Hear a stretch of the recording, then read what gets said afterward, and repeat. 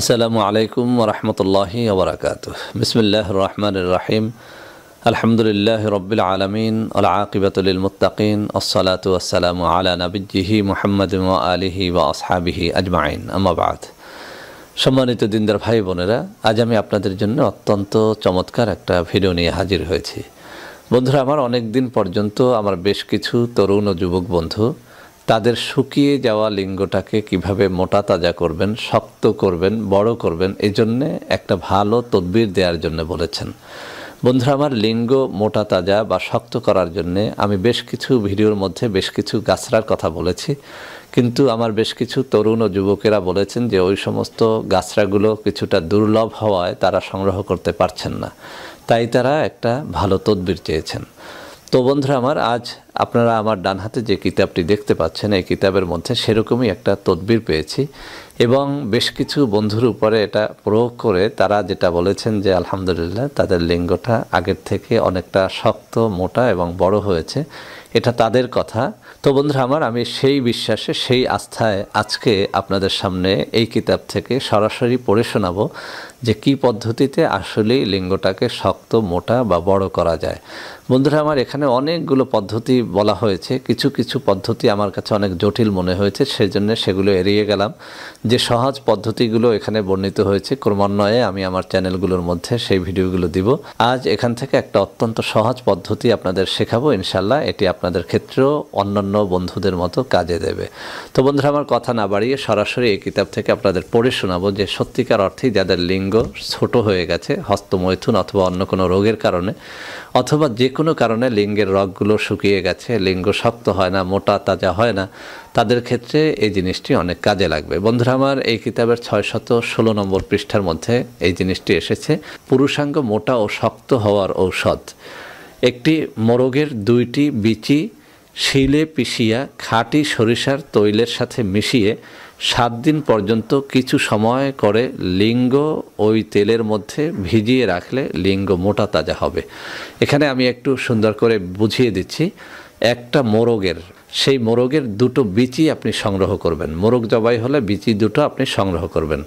সেই সংগ্রহ করা মোরগের বিচি আপনি শিলের পাটায় আপনি পিষে সেটাকে সরিষার তৈলের সাথে মিশিয়ে 7 দিন পর্যন্ত কিছু সময় ধরে লিঙ্গ ওই তেলের মধ্যে ভিজিয়ে রাখবেন। আমি এখন ক্লিয়ার করে দিচ্ছি। আপনি মোরগের 2টো বিচি নেবেন, সেটাকে শিল পাটায় ভালো করে পিষে নেবেন।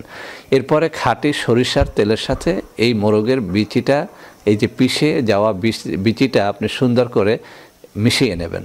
মেশানো তেলটার মধ্যে আপনার লিঙ্গটা প্রতিদিন আপনি কিছু সময় ধরে ভিজিয়ে রাখবেন। এইভাবে আপনি একাধারে 7 দিন পর্যন্ত এখানে করতে বলা হয়েছে। বন্ধুরা আমার, এখানে আরও একটা পদ্ধতির কথা উল্লেখ করা হয়েছে, আমি আপনাদের সামনে সেটিও পড়ে শোনাচ্ছি। ইনশাআল্লাহ আপনারা এই দুটোই পরীক্ষা করে দেখেন, অথবা 2টো থেকে যে কোনো একটা পরীক্ষা করে দেখেন, ইনশাআল্লাহ কাজে দেবে।